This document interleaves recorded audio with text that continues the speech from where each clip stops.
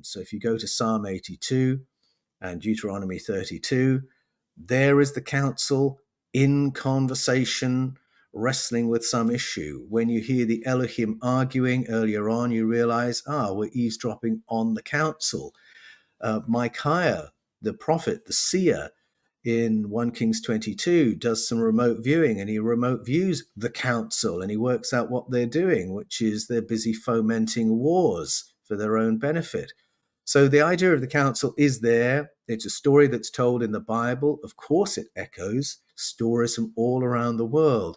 Repeat the idea that there was a time when we were governed by non-human others who operated in a council in some kind of an uneasy truce as they worked out how to manage Project Earth.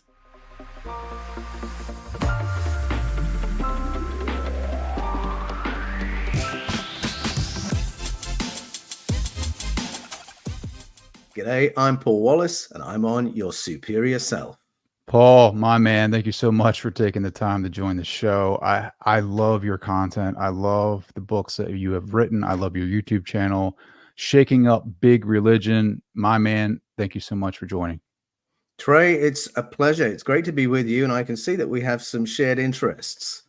Absolutely. Both family men, both big fans of Plato, big fans of Jesus, and our interpretations of what his original teachings were, I think. But I want to start, where everyone wants to start, with you, right? How does a man of the church for 33 years come into your philosophy? Was it the ultimate Frisbee injury that allowed you to kind of focus in on some of the literature and the different interpretations of Genesis story? And what did that look like?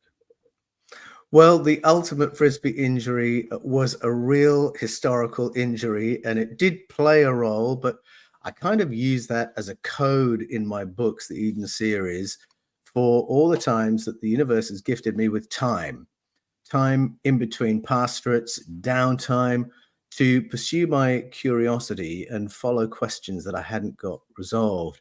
And people do often ask me, how have you become the paleo-contact guy when previously you were right in the heart of Orthodox religion, which indeed I was for 33 years. I was a church planter, a church doctor, an archdeacon for the Anglican Church in Australia. That's one down from a bishop, and a theological educator. But it was really that last role, theological educator, that got me on the track of paleo-contact. And I should say what that word means. That's the theory that our ancestors had contact with other civilizations, ET civilizations in the deep past. So theological educator, my topics were the history of Christian thought, which is a fascinating discipline. If ever you have an ultimate Frisbee injury and want to follow some curiosity, to see how Christian thought has changed and evolved, that it hasn't always been the same thing, that in the beginning, Christianity was a kaleidoscope of different theologies and views and experiences. And my other topic was hermeneutics. Hermeneutics, that's the principles of interpretation, particularly ancient texts where you can't necessarily interrogate the author because they're long since deceased. So I was training pastors who were learning in service how to up their game in terms of interpreting the ancient texts of the Bible. How do we get from those texts what the writers intended rather than reading stuff in? And then what do we do with what we get out of it? So that's hermeneutics. And it was as I applied the tools of hermeneutics that I'd been training my pastors in for years to various anomalies in the stories we tell from the Bible, that I began to realize there's another layer of story hidden in the Bible. The minute you stick with your questions, why does God say, let us make the humans to look like one of us, or one of whom? We don't want them too much like us. Again, too much like whom? And then why does a God of love genocide people in Genesis 6? Why is a civilization bombed out of existence for breaching building codes in Genesis 11?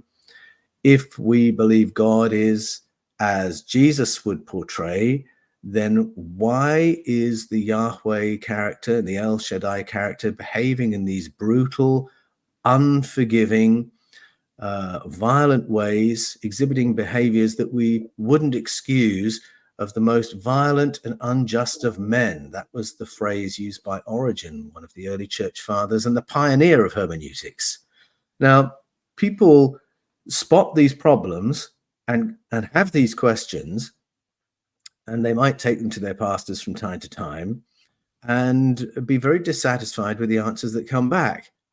And usually the pastors, when put on the spot, will think, oh, gosh, I really need to develop a better answer to that. I need to look into that. But we pastors are just as overscheduled as anybody else. And unfortunately, a lot of pastors never get round to pursuing those questions, going back to the original texts in the original languages, going to the root meanings of the key words to discover this whole other layer of story. And to be fair, it was only because I had this period in between pastorates, this period of convalescence, that I was able to do that work and realize, oh my goodness, these are not slips, these are not glitches. These are the remnants of the original layer of story before the last redaction. And these stories are not randomly different from the familiar.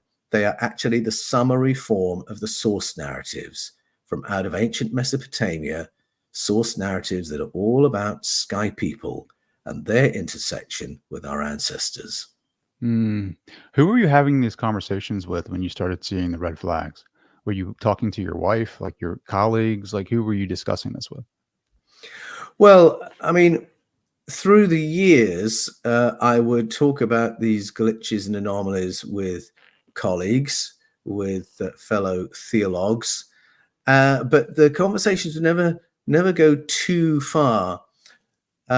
When I started really pursuing these questions in earnest a few years ago, I had myself, I had my wife, Ruth, but I was also very blessed to have contact with Dom Henry Wansborough, who was the senior editor, the supervising editor for the New Jerusalem Bible. And I'd heard him speak years and years ago when I was at seminary, and I was really impressed with how honest he was around the questions of the names we generally regard as names for God in the Bible.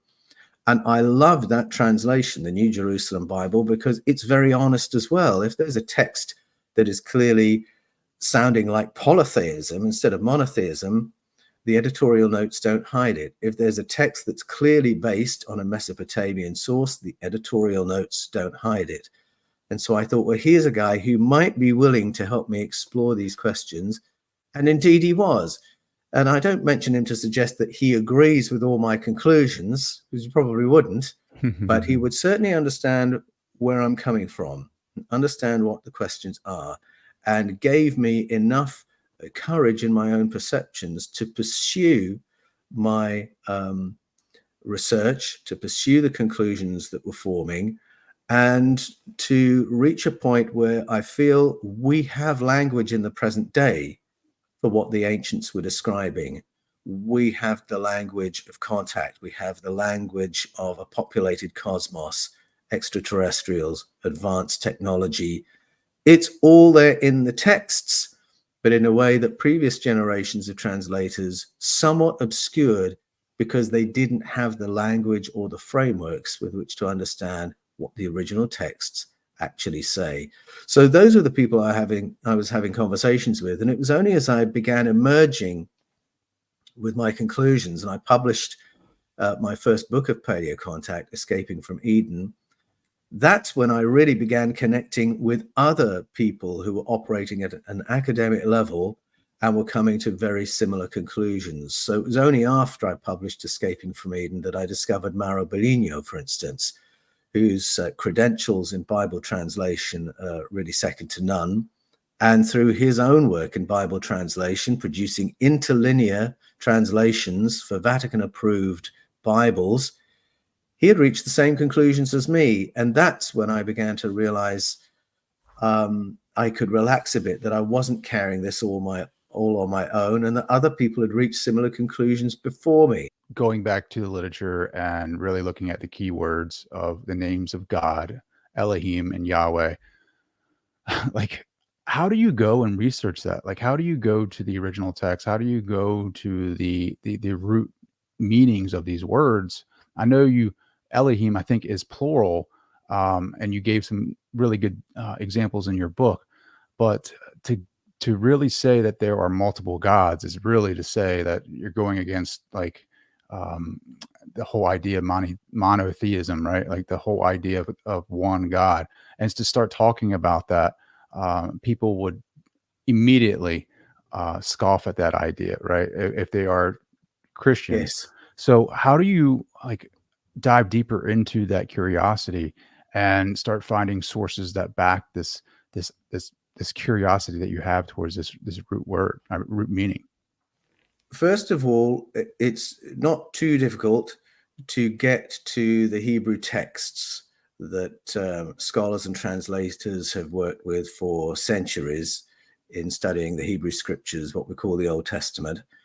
And it's not difficult getting to the Greek manuscripts for the New Testament. Modern Bibles will tell you which manuscripts they've worked off for their main translation, and they'll also note if there's any variation in other sources. So getting to the language isn't hard. Uh, you can do that by buying interlinear Bibles, or there are online resources for people to get to that information. To go further than the presented translation, you need to start investing in heavy-duty lexicons, where scholars have taken each word that's used and then analyzed how it's used in that text and in every other place that that word has been used. So you really get a 360-degree view of what that word is, and they will break it down into its component parts. So you can study the etymology of the word, the history of the word. So it's not too hard to get to the data. And then you can see what the translators have done with that information. And if you have a few translations around you and the source texts, you can say, okay, I can see why the Good News puts it that way. I can see why the King James translated it that way. But the root original meaning is that, and no one disputes it when you break it down to the constituent parts. So then the leap is really a logical one of asking, what happens if we go back to those texts and instead of using any of the conventional religious translations, we use the word in its most fundamental sense? How does that change the story?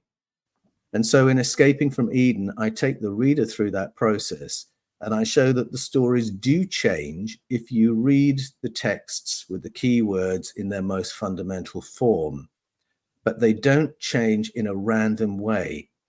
And I remembered enough of my study of the ancient texts of Sumer, Babylon, Arcadia, Assyria, to realize that how the stories change is they flip around and they become summary forms of the Mesopotamian stories. So that's no accident. It's not hard to see that Elohim, for instance, really is a plural.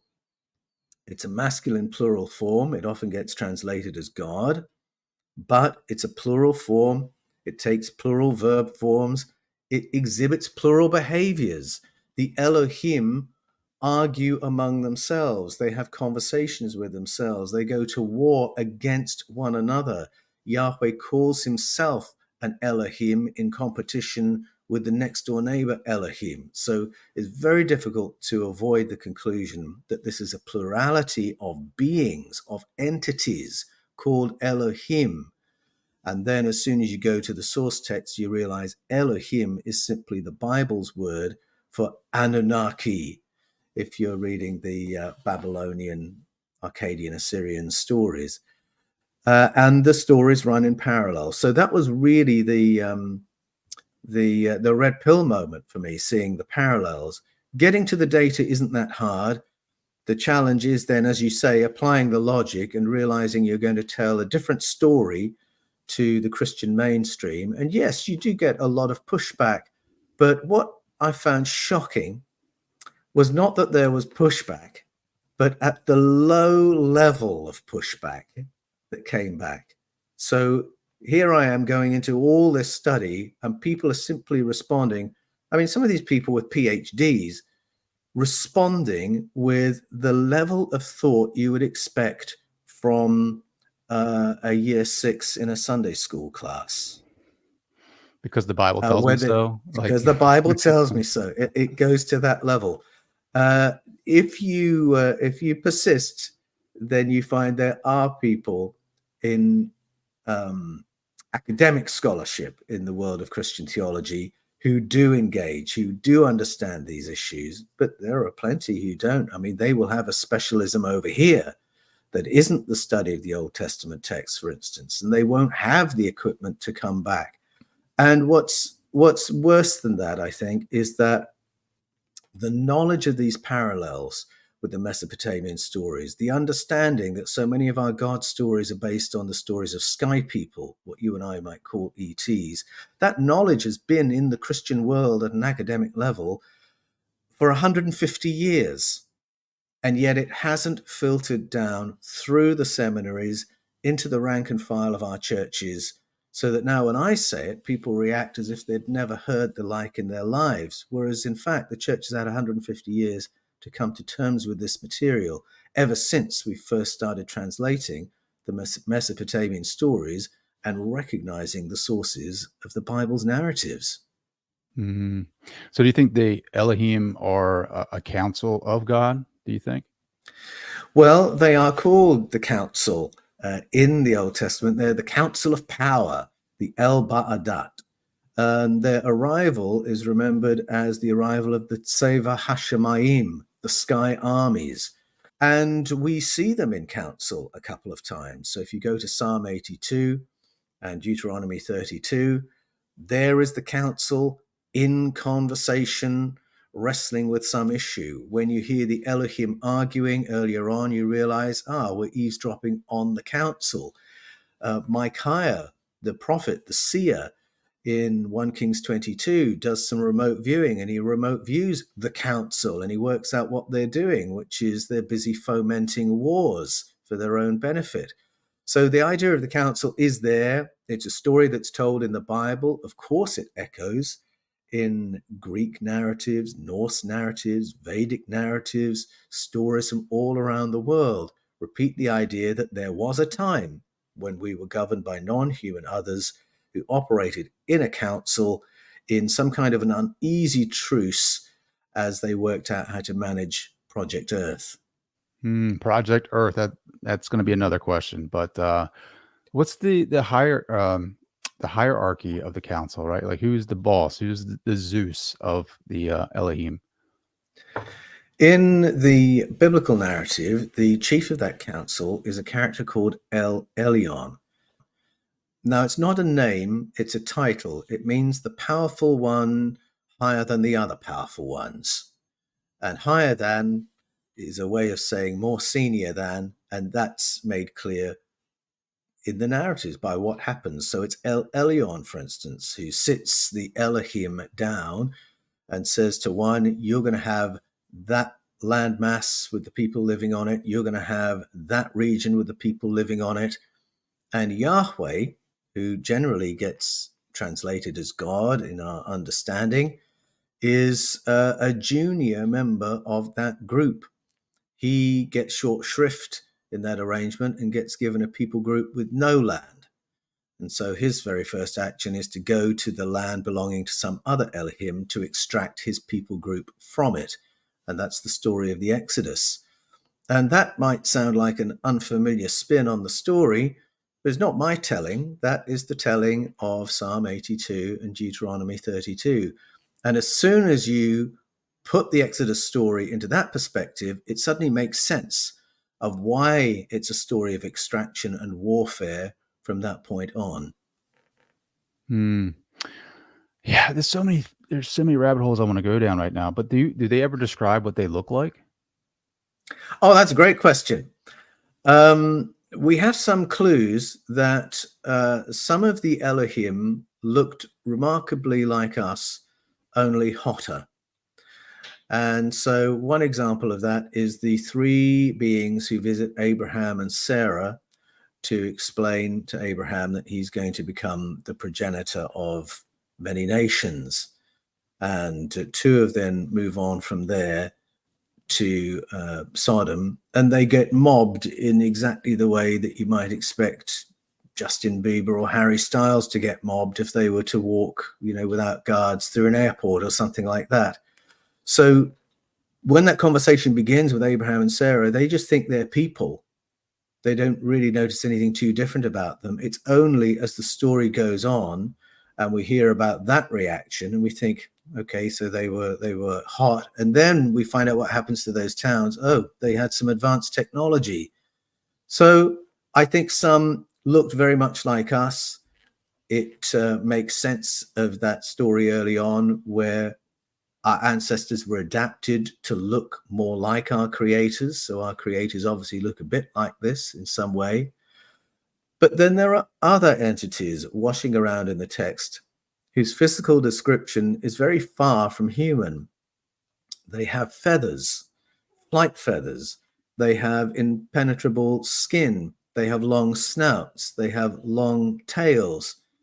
And those beings sound far more like reptilian or draconic entities, which is curious because even though a feathered serpent is not something we see in the real world today, or a dragon is not something we see in the real world today, that physical description repeats in cultures all around the world. So it's there in the Hebrew scriptures. That is how Yahweh is described, for instance. But we also have feathered serpents in the Mayan stories of Quetzalcoatl, etc., Cucumats, Kukulkan. Those are the feathered serpents. And then you can go to China, find exactly the same thing. You can go into Africa and find that a serpent was actually something with four legs and was a monstrous kind of entity, but that managed human populations in the same way that the draconic stories describe in Portugal, Spain, Wales, Georgia. It really is a global story of a very unlikely sounding creature. So that is something that needs a little bit of explanation. Yeah, I was really surprised at how many examples there are in the Bible of like dragons and speaking about them. I was just totally, I was listening to your Yeah. book and I was just writing down examples and I was totally blown away.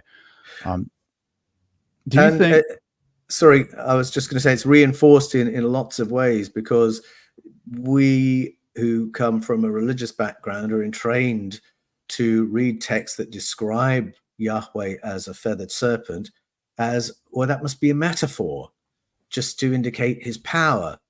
But then when actually he's counterparted with the dragon of Egypt, Achech, and their names are so similar, Yahweh, Achech, which are you going to serve, says Joshua, you realize a point really is being made. If you go to Bel and the dragon, which is the extension of the book of Daniel in the Apocrypha, again, there's a direct equivalence between the dragon of the Babylonian people and the Elohim of the tribes of Israel, Yahweh.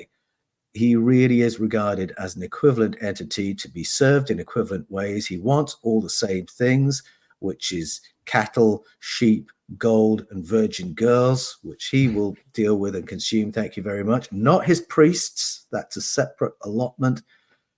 There are too many dots to connect and realize this is the same thing. The Yahweh story is the same as the Aches story, is the same as the Cholchis and the Koka and the Kuchedra, all these other entities described all around the world. There's a reason, there's a pattern.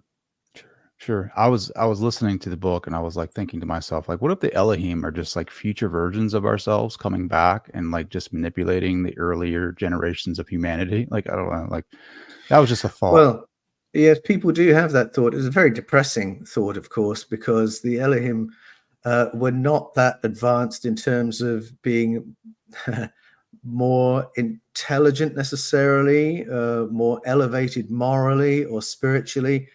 They just had better tech. And, well, yes, maybe we are closely related.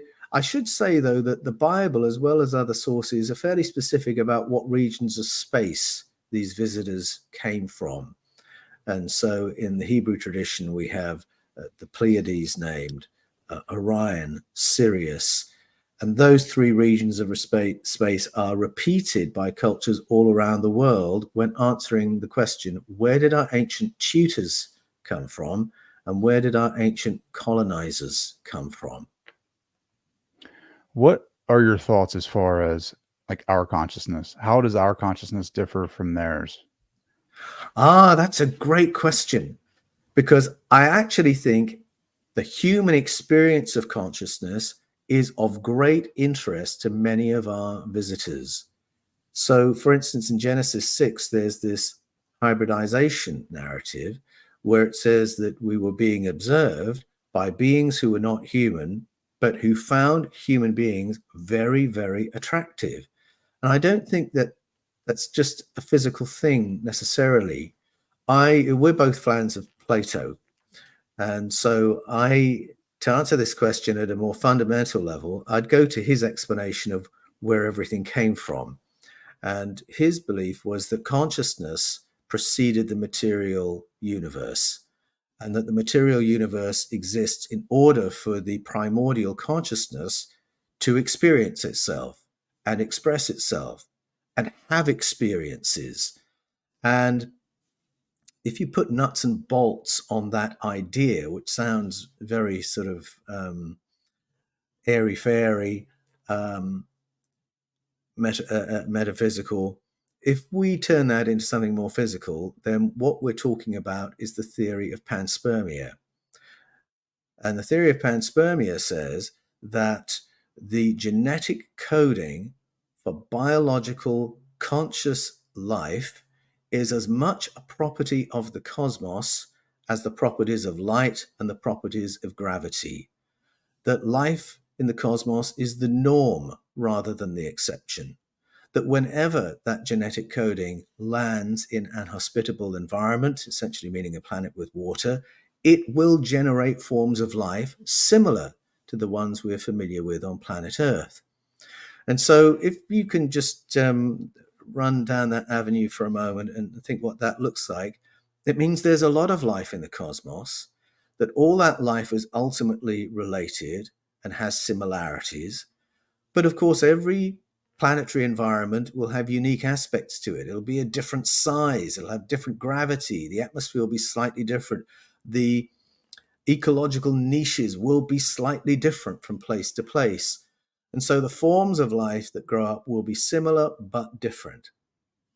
It's not difficult for me to imagine, therefore, that human beings are a similar but unique expression of biological conscious life, that there might be something unique about our fusion of animal strength, mammal emotion, higher intelligence, that the interventions we've had in the past to upgrade us to be a useful working class for our colonizers might have created a Homo sapiens with a very special experience of consciousness, that we have an ability to imagine that might be a little different, that our imagination gives us a capacity for compassion and creativity, an expression of love and joy that is more colorful than the experience of consciousness that other beings might have. And I am coming to the conclusion that it's those things that are really of interest to many of our neighbors who visit us, observe us, study us, want to hybridize with us, want their kids to be more like our kids. I think it's that kind of thing. There is something very colorful about our experience of consciousness that makes us attractive. Hmm.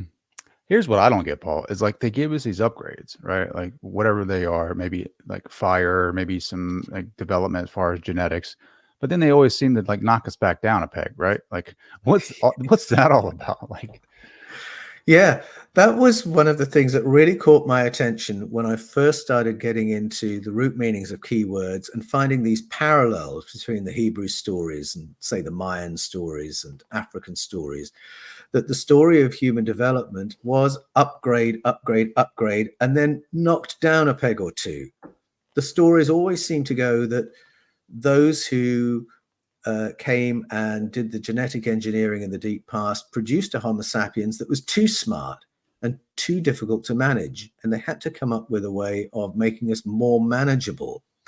And there are a couple of stories that are very open about this and that express it in very bald terms. So the Mayan story says that their chief genetic engineer, so that would be Kukulkan, had produced a human being that was more advanced than us, so better in far sight, better in future sight, more imaginative, better able to predict the future, more empathic, more telepathic. And they found they couldn't work with those human beings. They were too smart.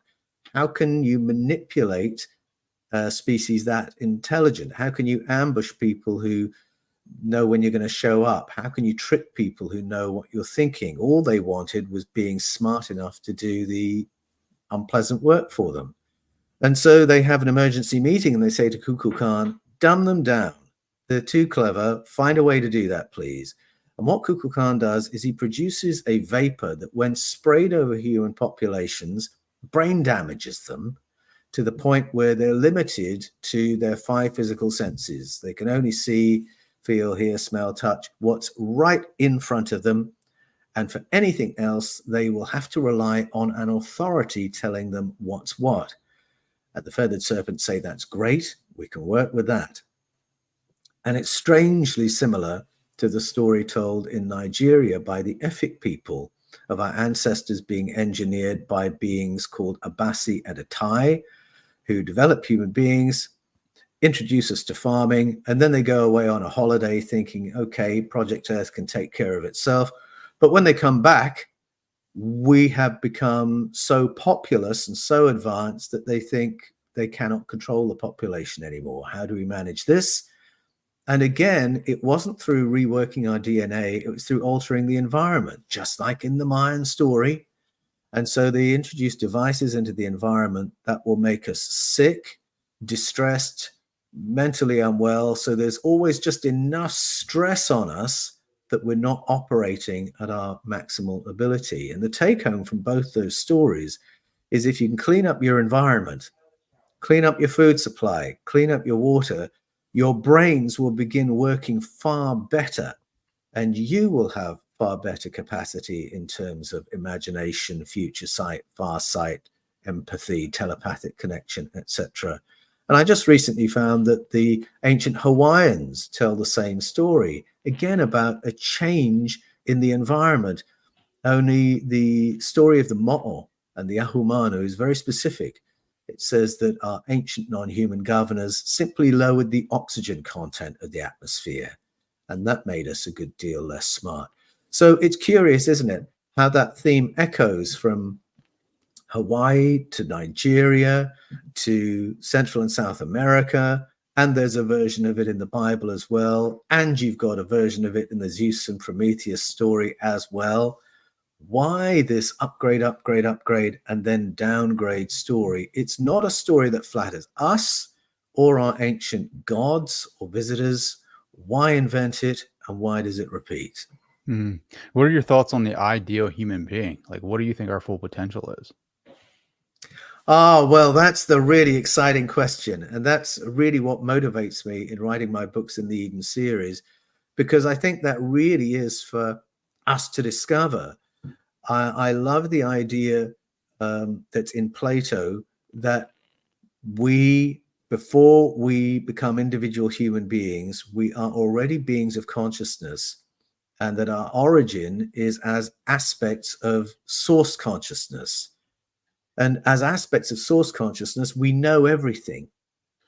And when we come into this material experience and individuate and now use brains to carry our consciousness, we forget everything and have to learn everything from scratch. And this is why Plato says that really our progress through life, our journey of learning, is really a process of remembering the knowledge that we had from that previous state as just an aspect of source.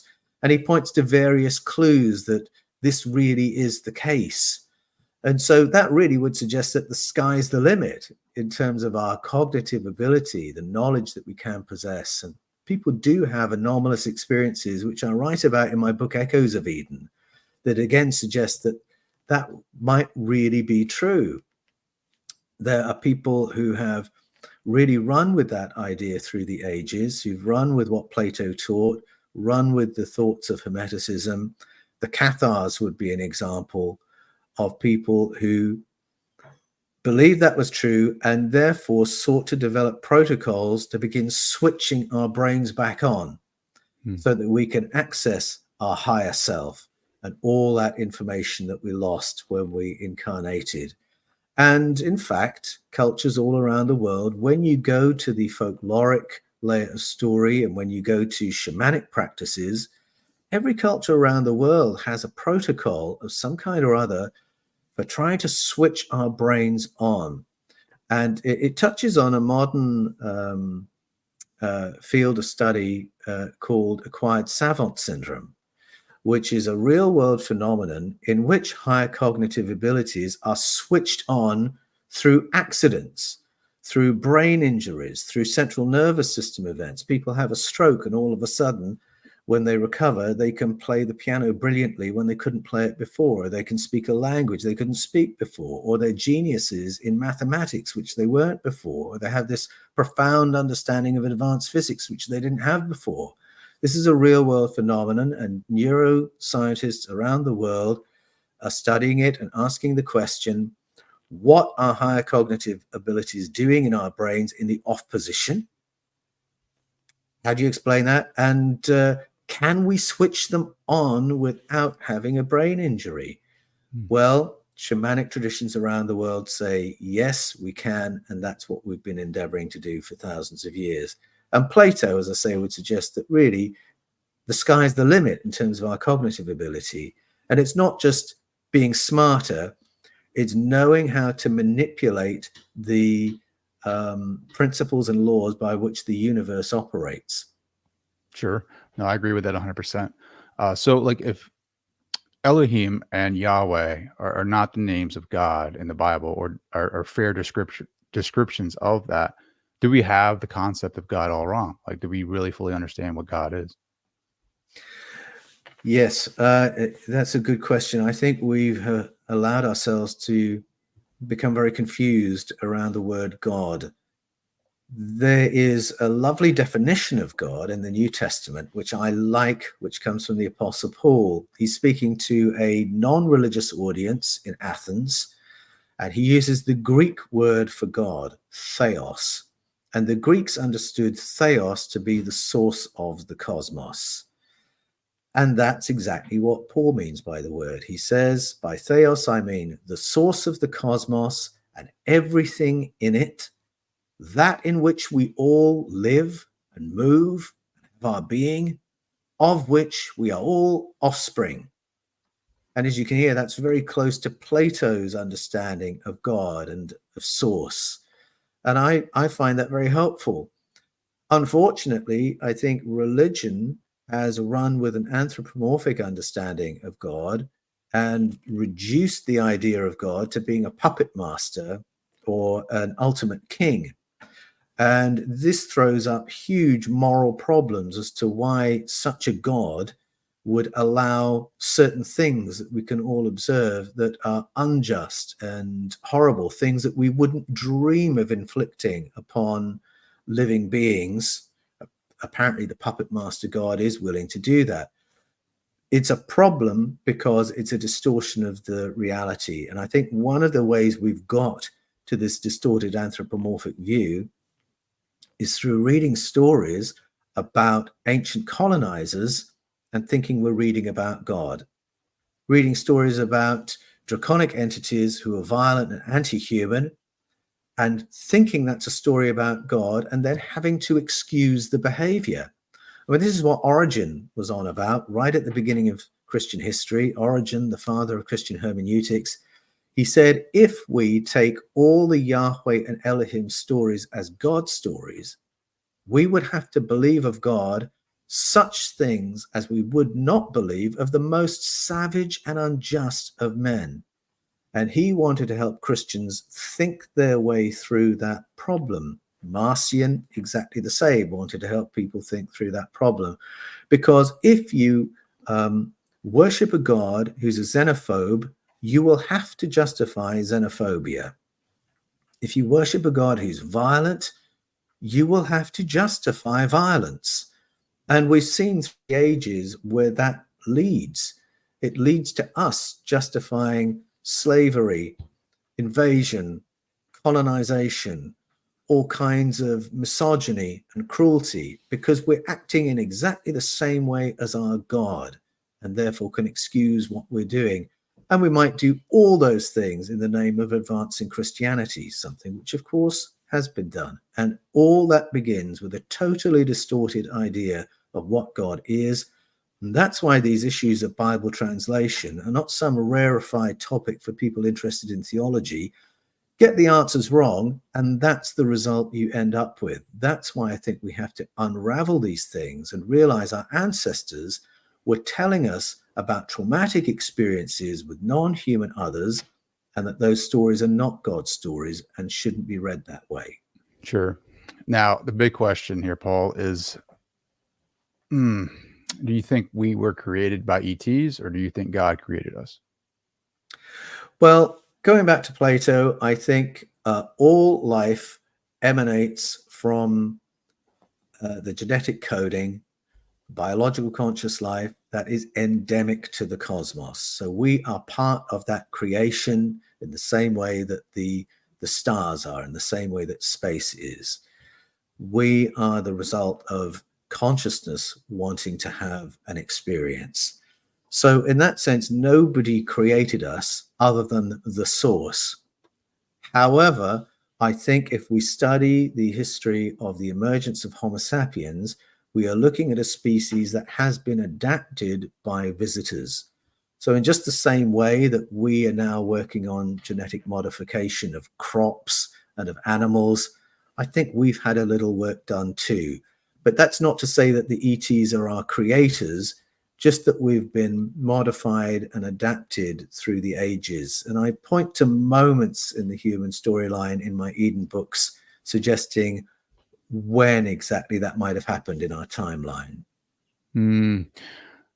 Oh, man, it's so fascinating. And you talk a lot about the Tower of Babel being a possible Stargate. And I've always looked at Babel as us just building a tower, essentially a tall building, a tall structure, and then God getting mad at us for doing that and then destroying that. And then the more that I research consciousness and Plato and some of your work, like I always wonder if like the one language that they took away from us was like mind to mind interaction, like telepathy. Like somehow they created some type of upgrade where we can't do that anymore, which led us to having and developing different languages throughout the world. Yes, that is possible. And certainly, I think that is a language our deep ancestors may have had. I mean, we talked about human beings being too smart. Maybe that was one of the problems that our managers had, that we had the ability for telepathic communication. It's our first language, of course. I mean, if you have a baby, that is the language you're going to be reaching for. Baby is willing you to understand what baby wants, and you're willing baby to communicate it and yourself to understand it. It's where we go in the first instance. But I think that the Babel stories are a little bit more 3D than we might think. And I think that becomes clearer when we read the Genesis 11 version of the story alongside the version that's in the Sumerian, the Enuma Elish. It is an anomalous story the way it stands in the Bible, because if you've got a civilization that is advanced, and that is building a building that is more impressive than anything they've built before, what's the problem? Zones, building codes, what's being breached here that's so offensive to God, and so offensive that the assault that follows, it doesn't multiply language. You know, a lot of people read Babel and they think, oh, everyone spoke the same language, and then after the assault, the Spanish spoke Spanish and the French spoke French and the German spoke. It does not say that. It does not say that languages developed and were multiplied. People lost the ability to communicate with each other. That's a loss of language, not the multiplication of language. So this is a profound neurological assault. It's worse than being bombed back into the Stone Age. And for what? Building a building that's too tall. It does not make sense. And then there are other little glitches in the story. You know, let us go down and see. Well, who's the us? Go down. And I think it's an example where you still got the plural form verb, even though the word Yahweh has been imported into the text. The moment you read that story against the original version in the Enuma Elish, it emerges that BABEL means what it says: gateway for the powers, the power gate. That's what BABEL means. The Sumerian story tells us that from that gateway, 300 observers were dispatched from that place to their stations in the stars. Well, can anyone say Stargate? What's being bombed back into the Stone Age is a society that is spacefaring. And these let us go down beings don't want a spacefaring civilization on planet Earth. If we go into the Sumerian story, Project Earth actually comes under the authority of a being called Enlil. And he is the commander, not of this planet only, but of this region of space. His interest in Earth is only as a staging post. They want something here so they can manage this region of space. And that is what is not wanted in the Genesis 11 story. No Stargate, thank you very much. No spacefaring civilization. The assault is so profound, not only can they not construct anything anymore, they can't even communicate with each other. So that's something a little bit deeper than the Genesis 11 translation allows us to see. Soon as you read it in context, it becomes clear what you're looking at. And I think it really is very interesting the moment you start reading the Bible in the context of the world of ancestral narratives about human origins. I think we've been taught to read the Bible in a bubble, or with the sense of it doesn't matter whatever information exists around the world, we ignore it because the Bible says this. And if the Bible says this, any other information can be ignored or is positively wrong or demonic. And this puts us in a position where we can't make the connections, where we can't read Genesis and say, oh, this finesses the Sumerian story, or the Sumerian story finesses this. Oh, this is the same story as the Nigerian one or the Mayan one. They're all telling us the same thing about the origins of humanity as a species. Keep the Bible in a bubble, and it's easier to maintain the religious story of one God, one king, one pope, one archbishop, and this lovely pyramid structure with you and me right at the bottom, simply believing what we're told, paying, praying, and obeying. The moment you read the Bible in the context of world literature and world philosophy, a far more interesting picture emerges. I love it. I love listening to you. I can just listen to you for hours and days. Do you think Jesus had any clue about the Elohim and the Yahweh? I think that Jesus did not regard the Elohim and Yahweh stories as accurate stories of God. His explanation of God is very, very different to how God was understood on the reading of the Elohim and Yahweh stories as God's stories. And there are moments where Jesus clearly distances himself from Yahweh, the character, and from Yahweh's law. So all the gospel writers are really wanting to present Jesus as a counterpart to Moses, and a successor of Moses, and bringing better laws than Moses brought. So you've got that for a start off, that he's distancing himself from Yahwism. You've heard it said, but I say this. In the past it was said, now I say this. And you've got the moment where Jesus has this experience on the Mount of Transfiguration with Moses and Elijah.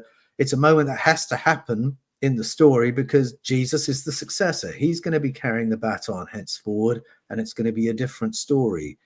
There's a really interesting moment in the Gospels of Matthew and Luke where Jesus says, what kind of father, if their children were hungry and thirsty and asked them for food, would give them a snake or a stone?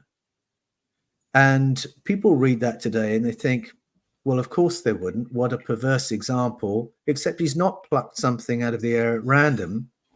He's referring back to a story very familiar to his Jewish hearers. This was exactly what Yahweh did when his people group complained about how he was looking after them. They did not like these emergency rations of manna they'd been living on for ages. They were hungry, they were thirsty, they were tempted to go back to Egypt and live as slaves because that was better than what was going on right now. And when they complain, he sends snakes. And when they want water, he gives them a stone. He says, you can work out how to get water from that. It's not a random example. What kind of father is Yahweh is really what he's saying. And then he's in a conversation with Jewish leaders in John 8, and he keeps referring to your father the murderer, your father the liar, your father the devil. Well, who's he talking about? Who is their father? They only have one father they're appealing to at that point in the conversation, and it's Yahweh. So what on earth is Jesus saying there? But the way the Gospels tell the story, Jesus makes these points in a way that leaves everyone thinking, what did he just say?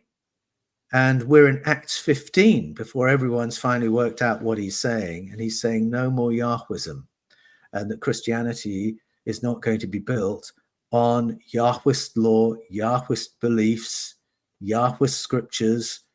And so the early church, primitive church in Acts 15 makes the decision. All that's had its day. Christianity moving forward is going to be built on something else. And it's the teachings of Jesus, something completely fresh, something accessible to Jews and Gentiles alike, something not built on that old character and those old laws. So again, it's one of those things where you really have to take some time to connect the dots and realize that it is a story of discontinuity between Yahwism and Jesus. And that is only possible because Jesus did not re-endorse Yahwism. So as to whether Jesus understood all these as stories of paleo contact or as stories of ET contact, I don't know. I'm not sure that I would put that language on his lips, but I would certainly say he knew Yahweh was not God and he knew the Elohim were not God. And whatever language he had for that, that means they are entities that you and I have labels for. Man.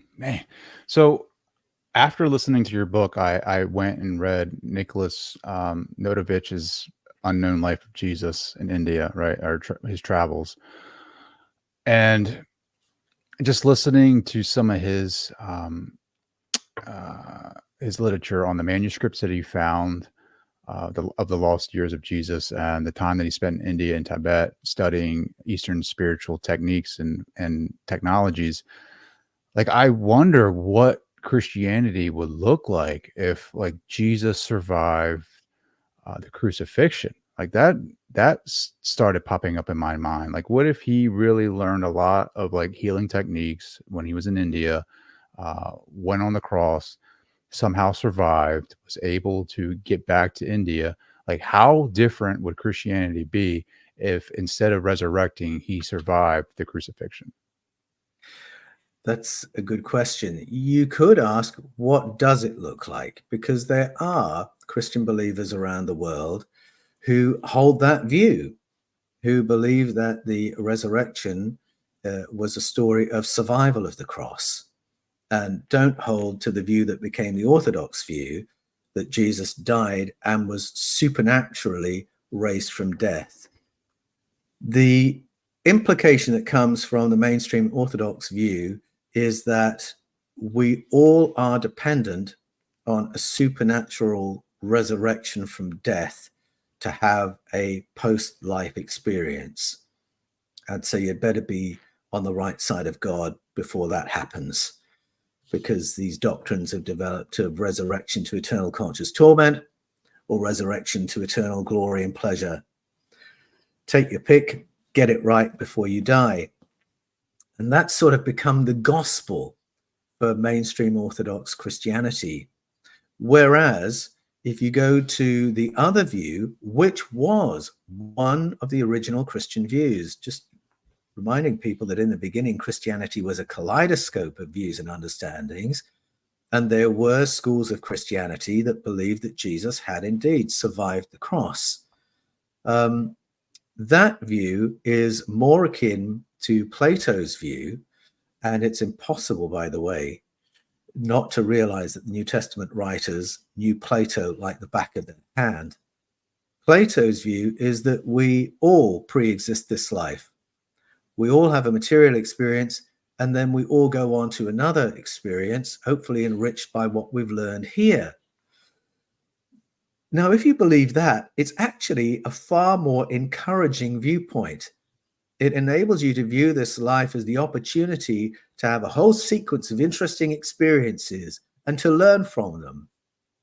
It's not a hedonistic view. Plato has his morality. He believes that the way to have the best human experience is to learn to manage and shake off the heavier emotions, things like hatred, rage, unforgiveness, resentment, selfish ambition.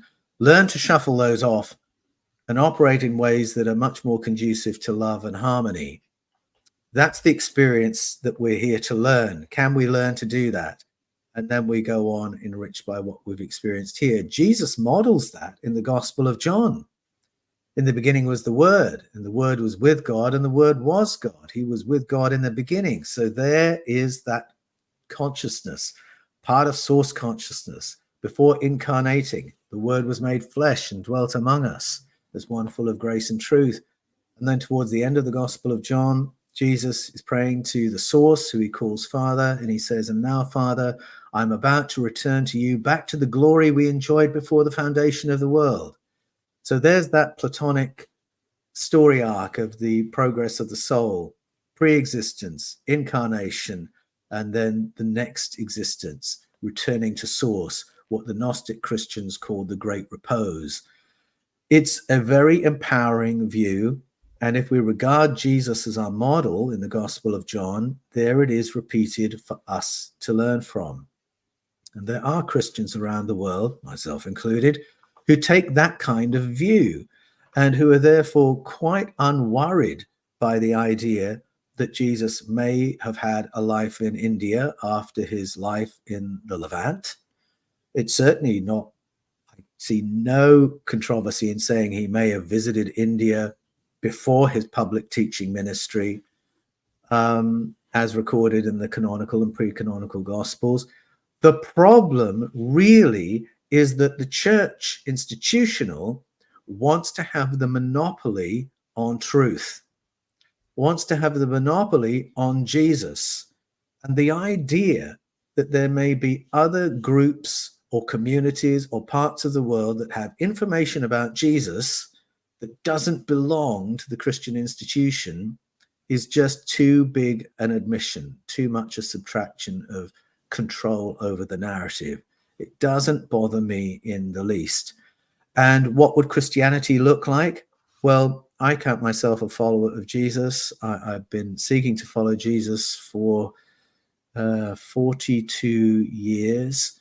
I find his teachings, especially when I go to the root meanings of the key words, to be very empowering. When I learn to read his teaching other than through the lens of 2,000 years of dogma, I think his teachings are amazing invitational teachings that empower us to have a far more interesting and exciting human experience. And there's nothing subtracted from them by considering the possibility Jesus may have traveled. Jesus may have known Plato just as well as the Apostle Paul did.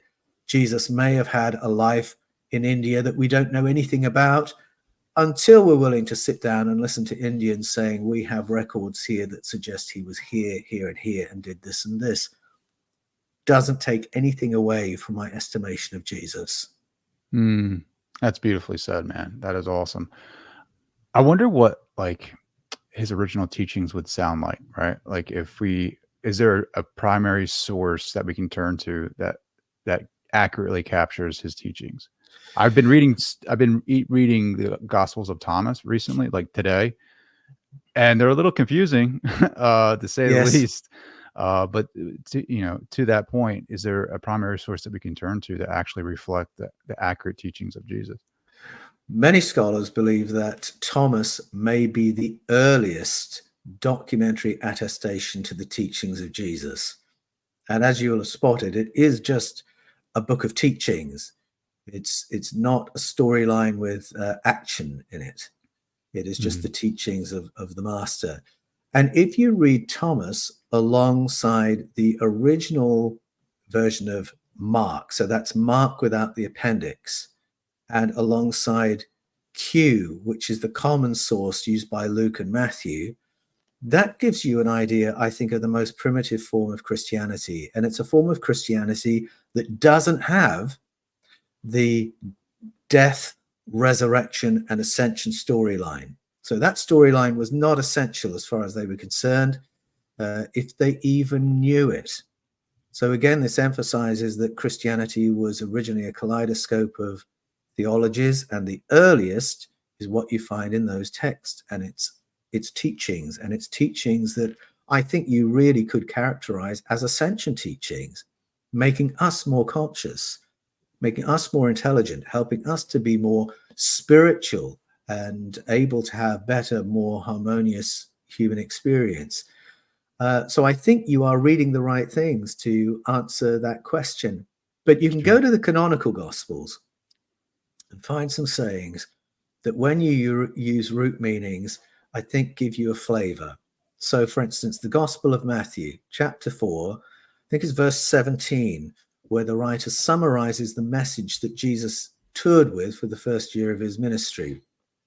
And if I use a conventional translation, it sounds like a very familiar religious warning. Repent, for the kingdom of heaven is at hand. Sounds like a warning. Sounds like get your life cleaned up because God's about to show up and you wouldn't want to be on the wrong side of him. But you go to the root meanings of those words. Repent means beyond mind. If it's a verb, it means go beyond the mind, or mind beyond how you've minded. Go beyond the mind, because the basileon, kingdom, if I say kingdom, well, that sounds like a domain where the king is calling the shots and your only role is to do as you're told and to serve the king. But an equal translation of that is realm. And if I translate it as realm, suddenly you're thinking something quite different. This is something fascinating to be explored.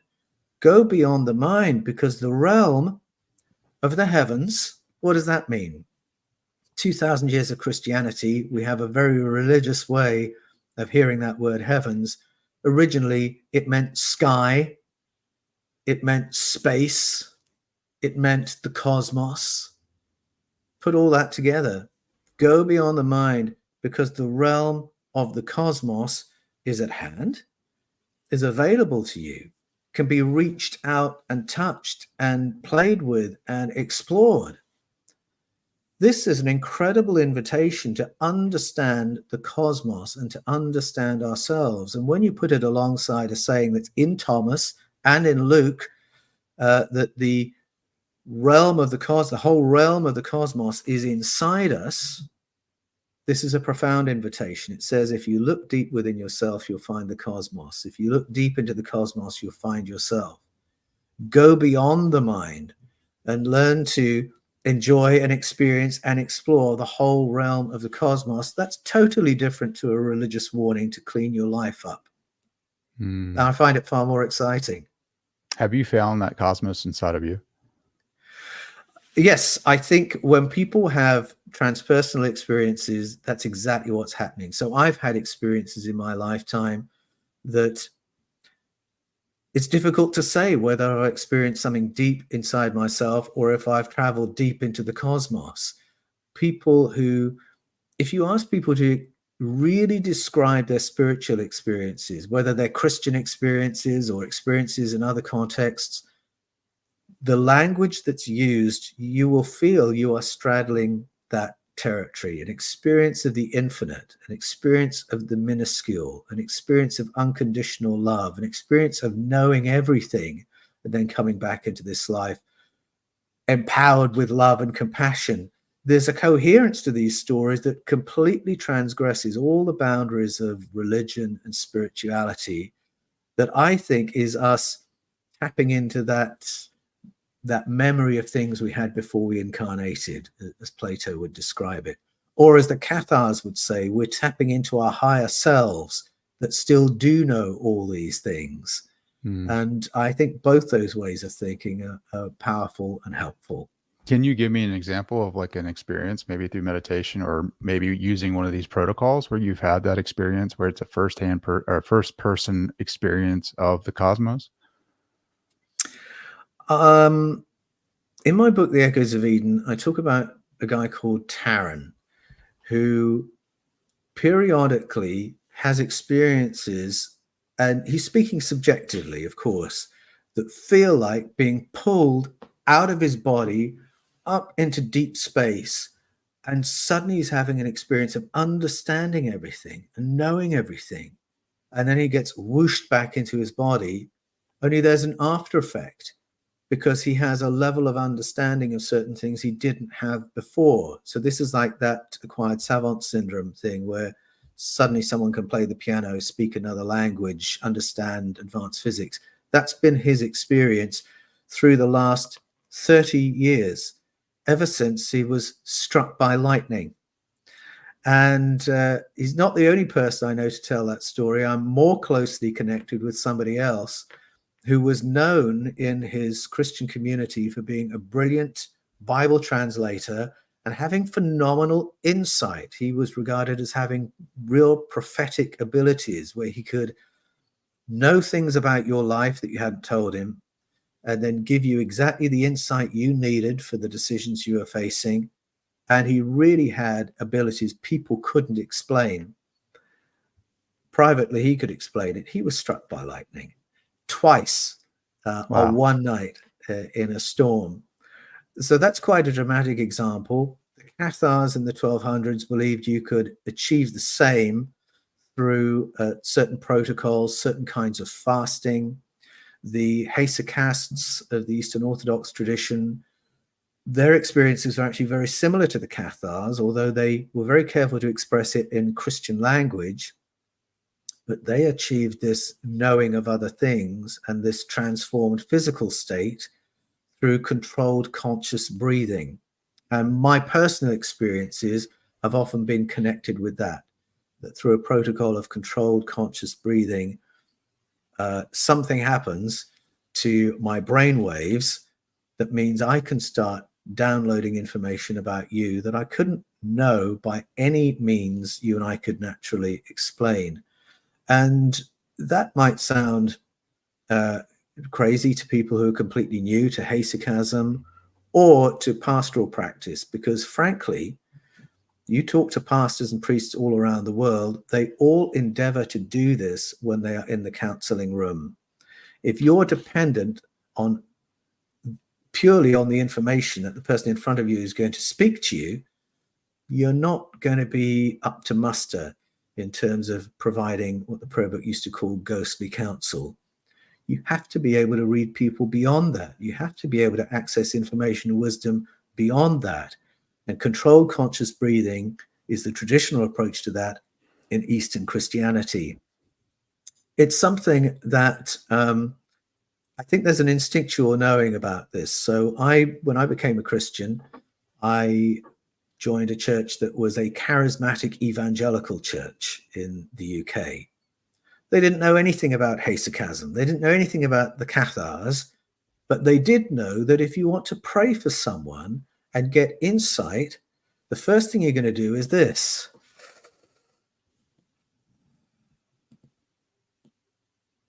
Nobody taught us to do that, but we would all instinctively slow our breathing down. Controlled conscious breathing was the thing we did instinctually before beginning to pray or seek wisdom from a wider field of information. So I think I put a lot of currency by controlled conscious breathing, but there are other protocols. People are getting more familiar, for instance, with the kind of thing that Plato did, which is a particular kind of tea that has been fermented, that may have certain fungus ingredients introduced to it, that will alter your state of consciousness, not only to give you an amazing experience and possibly contact experiences while you're in that altered state, but that will inform how you live your life when you come back. And for Plato, it was about shaking off those lower vibrational states, those heavier emotions, to use his language, and to live more courageously and more intelligently. And people who do these tea ceremonies, very often, that is the take home: to live with less fear, to live more intelligently and more courageously. So that's the direction that I hope I'm charting. Man, this has been awesome. I do want to ask you though, have you had any contact experience or experiences with the phenomena yourself? Yes, I have. If you had asked me immediately after publishing Escaping from Eden, the first in the series, I'd have said, no, I haven't, but I have many friends who have, except I started getting contacted by people who believed they were contactees or experiencers of close encounters. And as I listened to their stories, I started thinking, wait a minute, but that's happened to me.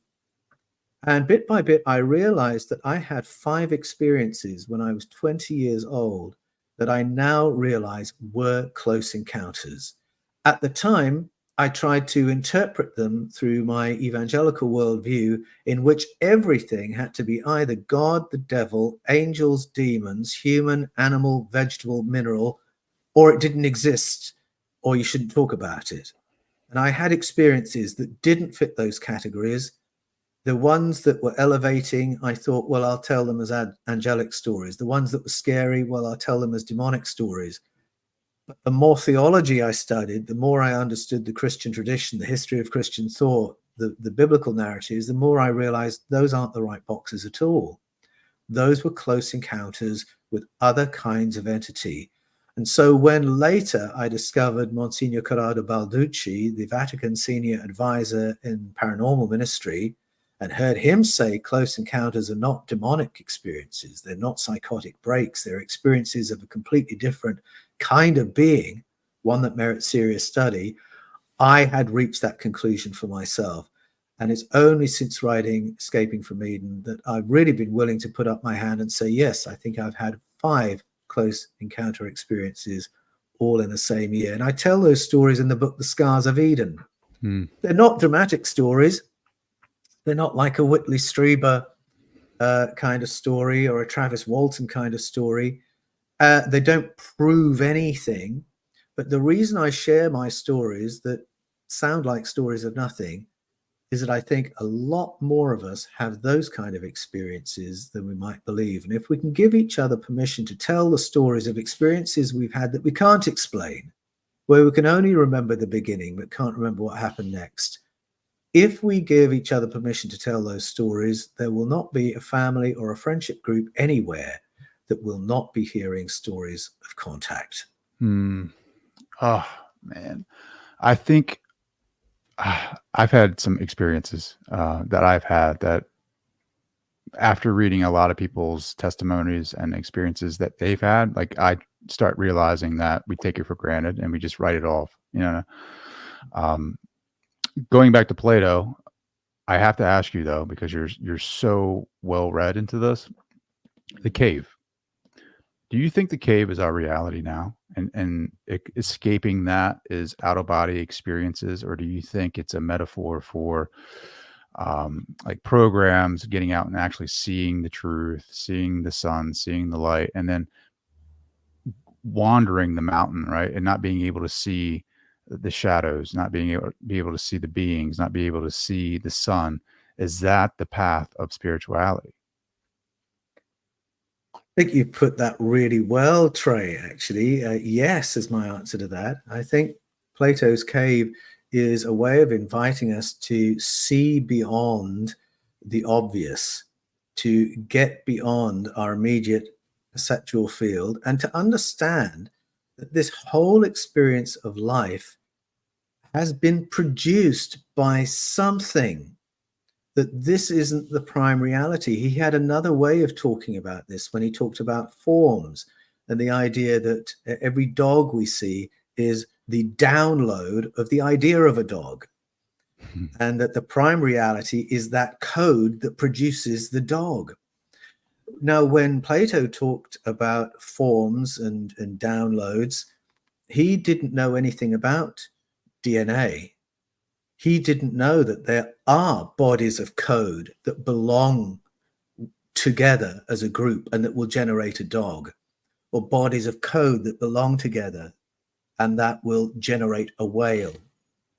So there's a lot more mileage to his language of forms than even he realized when he gave that teaching. But I think both the cave and the forms is a way of saying this isn't the prime reality, that every causation that we understand is really secondary to the real causations, that there are other causations that we don't see, perceive, or understand, but that we can begin to discover, and maybe even to the point where we can begin to manipulate them and play with them.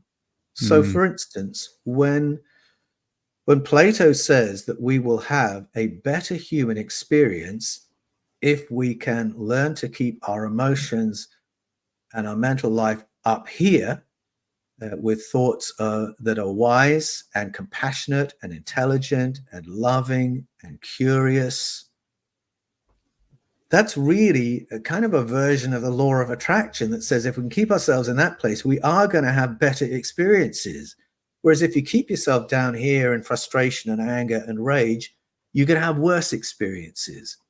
And I think that's a hint that actually we're invoking different codes when we learn to moderate our mental and emotional state. We can begin to enjoy these other causations that we might not necessarily yet understand. So I think the cave and the forms are well worth meditating on deeply and realizing they are invitations to learn to have a different experience. Yeah, I always just reading it and rereading it and trying to put it into like concepts that I can understand, like how the prisoner escapes, like having that existential shock of seeing the fire and the shadows not being your reality, and then how do you transition? Like how do you even get out of the cave? Like you mentioned, like if someone takes him out of the cave begrudgingly and puts him on top and he can't see anything, but who is that person? And then who are the people that are using the stick figures or the stones or the animals to create a story? Like, is it humanity or is it the Elohim, you know? Well, but Plato had at least a couple of answers to that. He had the idea of the higher self.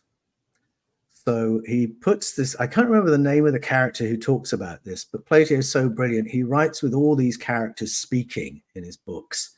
And it's easy to forget that every single character is speaking for Plato. And so even someone who may be arguing against Socrates, or someone who's only an incidental character, is still speaking information that Plato might agree with.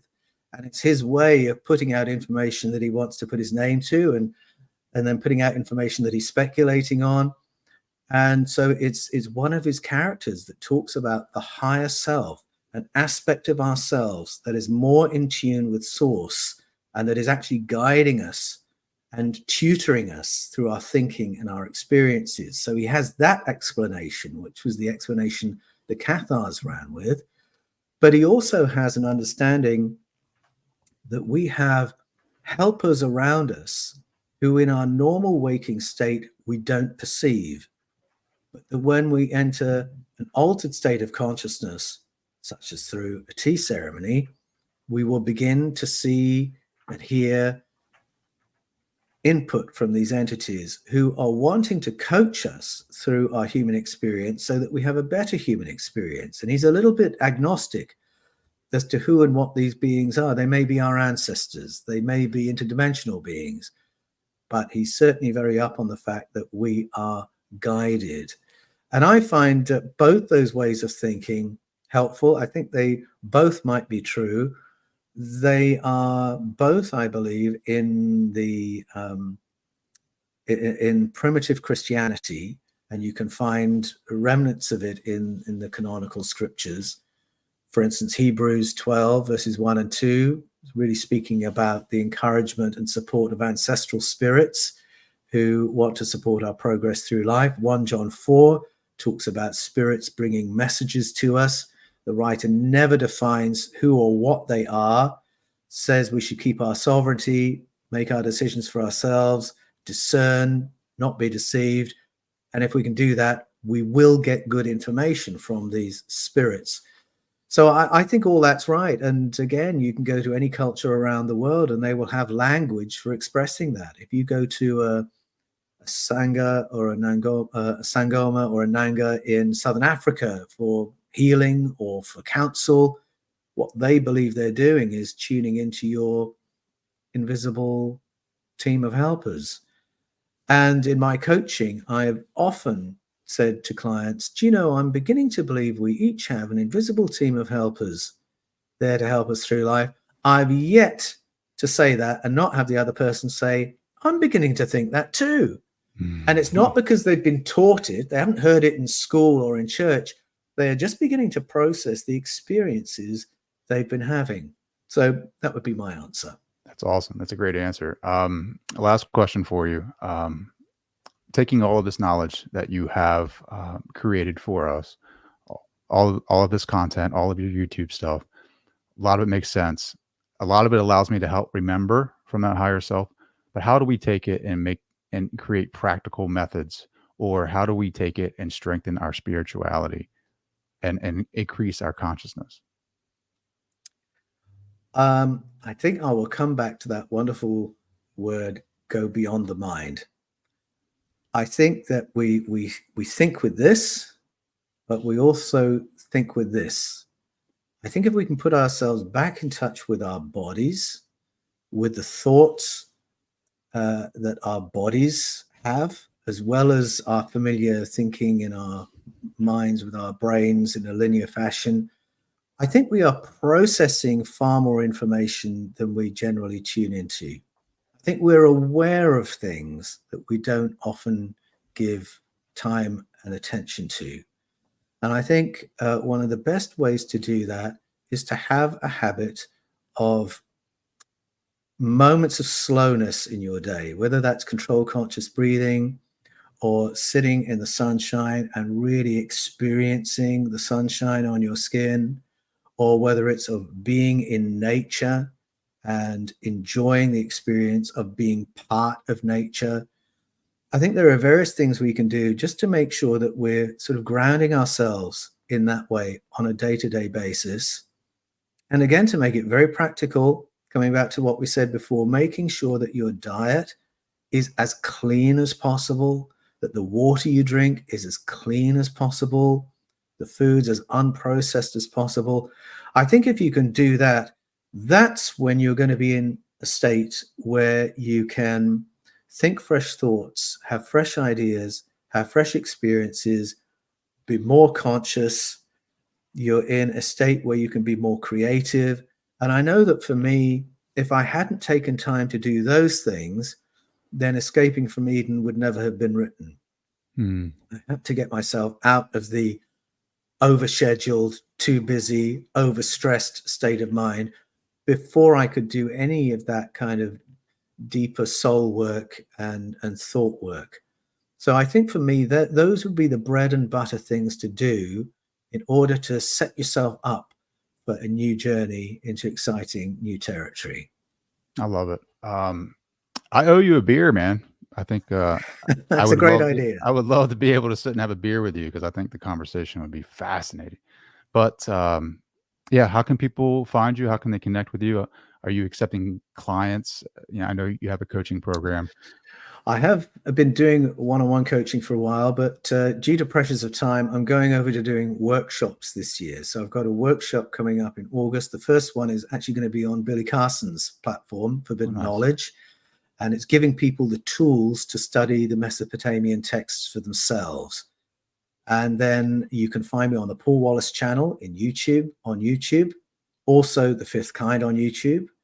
I have a website, paulanthonywallis.com. You can communicate to me directly through that, also through fifthkind.tv. And I'll be doing workshops later in the year as well for very specific groups of people, but I'll keep people posted on Instagram and FB, but go to those other places. I'm there every day in conversation with people. I love it. Lastly, is there anything on your heart you want to share with the audience? I think probably just to be proactive about your emotional and mental state. Those bread and butter things really are absolutely fundamental. But I think if before we get out of bed or walk out the front door, we've decided what kind of energy we want to put out into the world, you'll have a better day. If I decide I want everyone who talks to me today to feel better after they've had their conversation with me, I'm going to get all that energy back. It's going to be good for the other person and good for me. And it avoids me getting pulled into the funk that I would enter if I let my emotional state be dictated by the TV or the radio or my FB news feed, all of which is very good to ration. I love it. Paul, thank you. Thank you, brother, for taking the time and sharing your energy with us and just talking about your truth and your subjective experience here. Thanks, Trey. It's been a real pleasure.